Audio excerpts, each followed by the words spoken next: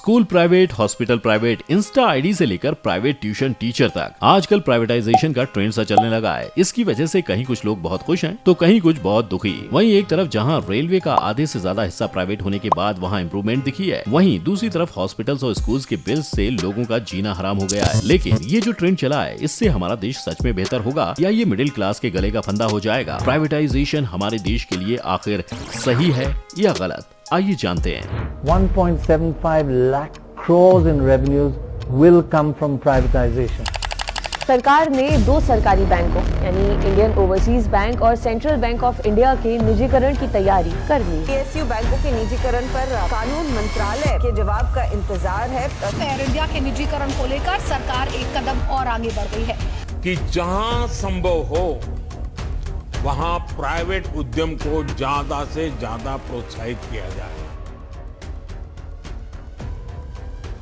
हमारे देश के प्रधानमंत्री ने साल 2015 में कहा था कि सरकार को बिजनेस जैसी चीजों में पड़ने का कोई मतलब नहीं है। उस दौरान उनका इशारा देश की सरकारी कंपनियों की तरफ ही था। अब हाल ही में भारत पेट्रोलियम कॉर्प लिमिटेड यानी बीपीसीएल के प्राइवेटाइजेशन को लेकर पेट्रोलियम मिनिस्टर ने भी ये दोहराया कि बिजनेस करना सरकार की जिम्मेदारी में शामिल नहीं है। सरकार का प्राइवेटाइजेशन को लेकर यही कहना है कि हमारी पीएसयू यानी पब्लिक सेक्टर अंडरटेकिंग्स ने आधुनिक भारत की नींव रखने में बड़ा योगदान दिया है और आम जनता को मार्केट में कॉम्पिटिशन बढ़ने पर ज्यादा फायदा होगा, क्योंकि प्रोडक्ट इंपॉर्टेंट है, इसे कौन चला रहा है ये इम्पोर्टेंट नहीं है। तो फिर प्राइवेटाइजेशन की जरूरत आखिर पड़ी क्यों और ये कितना सही है कि इसकी वजह से देश की इकोनॉमी वापस पटरी पर आ जाएगी? आइए जानते हैं। सबसे पहले हम ये बता दें कि भारत कोई पहला या इकलौता ऐसा देश नहीं है जो निजीकरण के रास्ते पर बढ़ रहा है, लेकिन कई देशों को इस वजह से बहुत नुकसान भी झेलना पड़ा था। तो क्या भारत के लिए प्राइवेटाइजेशन सही रास्ता है? सरकारी काम, ये शब्द खासा आम आदमी को पसंद नहीं है, क्योंकि ज्यादातर लोगों के मुंह से यही सुनाई पड़ता है कि सरकारी काम है, इतनी जल्दी थोड़ी हो जाएगा। इन्हीं सब बातों को मद्देनजर रखते हुए भारत में हाल की सरकारें प्राइवेटाइजेशन की तरफ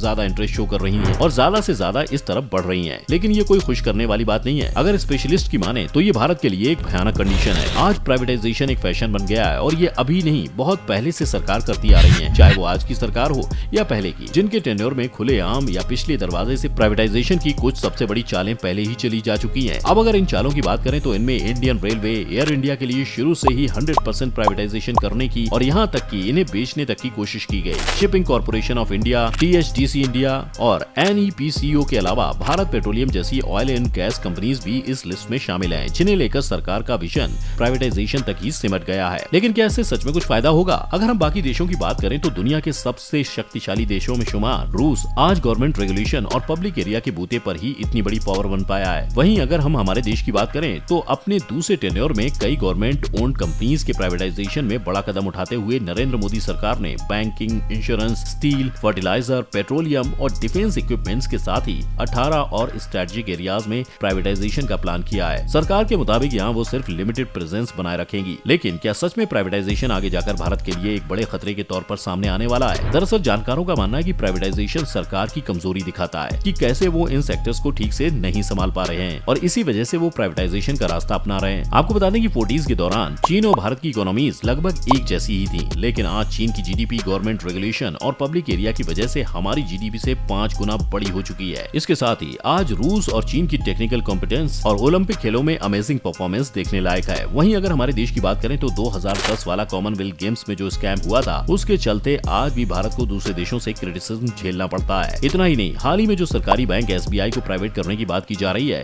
तो बहुत से लोग इसके पक्ष में और बैंक कर्मी तो इससे नाखुश थे ही, लेकिन ये कोई नई बात नहीं है जब सरकारी बैंकों को प्राइवेट करने की बात की गई हो। 60 के दशक के आखिर में देश में जो नेशनलाइजेशन का फैशन उभरा था, उसके चलते बैंक, इंश्योरेंस, पेट्रोलियम और कोल कंपनीज को मेनली पॉलिटिकल मजबूरियों के चलते नेशनलाइज किया गया। तब इन 14 मेजर प्राइवेट बैंक्स को नेशनलाइज करने का मामला काफी दिलचस्प था और ये सब सिर्फ इसलिए किया गया था क्योंकि उस दौर में ये बात सामने आई थी कि सरकारी बैंक करप्शन, ह्यूज एनपीएज और नुकसान की वजह से उनका हाल बेहाल हो गया है। लेकिन आज का क्या? आज प्राइवेटाइजेशन कितना सही है? आइए पहले जानते हैं प्राइवेटाइजेशन के फायदे। देश के कुछ बड़े सेक्टर्स में सरकारी कंपनियों की मोनोपोली खत्म करने से कंज्यूमर्स के लिए फायदा और फैसिलिटीज बढ़ी हैं और इसके दो सबसे बड़े एग्जाम्पल एविएशन और टेलीकॉम सेक्टर है। बता दें कि इन दोनों सेक्टर्स में पहले सिर्फ सरकारी कंपनियां ही थी। इसी वजह से तब आम जनता के लिए हवाई सफर करना एक सपने के जैसा था और टेलीफोन कनेक्शन रखना एक बड़ा खर्च था। आपको वो STD ISD कॉलिंग्स तो याद ही होंगी। लेकिन चीजें प्राइवेट होने के बाद इन सेक्टर्स में प्राइवेट कंपनियों के आने से एरोप्लेन से ट्रेवल करना कितना किफायती हो चला है, जिसके चलते लोग ज्यादातर एयर ट्रेवल करते हैं और मोबाइल कनेक्शन रखने वाले तो अब 1 अरब से ज्यादा हो गए हैं। अब इन सब का बड़ा कारण ये है कि इन सेक्टर्स में कंपनियों के नंबर्स और कंपटीशन का बढ़ना। प्राइवेटाइजेशन या निजीकरण के बाद से इन सेक्टर्स में नई कंपनीज आई और इनमें कंपटीशन बढ़ने लगा, जिसका फायदा हुआ कंज्यूमर्स को, जिससे सर्विस किफायती होनी और फैसिलिटीज बढ़ने लगी। एक्सपर्ट्स का कहना है कि पीएसयू और सरकारी बैंकों को ऑटोनॉमी दी जानी चाहिए और इसके लिए सरकार को इनमें अपनी हिस्सेदारी 50% से कम करने और इन्हें बोर्ड की तरफ से चलाने की पूरी छूट देने की जरूरत है। इसमें कोई शक नहीं है कि मोदी सरकार ने 2014 में पहले कार्यकाल में ही बिजनेस वर्ल्ड में कुछ बड़े रिफॉर्म्स किए थे। इनमें नया बैंक्रप्सी कोड और गुड्स एंड सर्विसेज टैक्स यानी जीएसटी भी शामिल है। अब जहां एक तरफ सरकार प्राइवेट सेक्टर्स में कंपटीशन को जितना बढ़ावा दे रही है, उसके साथ ही साथ उन्हें इसका भी ध्यान रखना होगा कि किसी एक कंपनी के बेहद कम प्राइस पर प्रोडक्ट्स की अवेलेबल करने की वजह से उस सेक्टर में मौजूद बाकी कंपनियों का बिजनेस ठप होने के कगार पर ना पहुंच जाए। अब इसका एक एग्जाम्पल हमारे सामने टेलीकॉम सेक्टर है, जिसमें रिलायंस जियो इन्फोकॉम ने जब लोगों के सामने बहुत कम कीमत के पैक्स अवेलेबल करवाए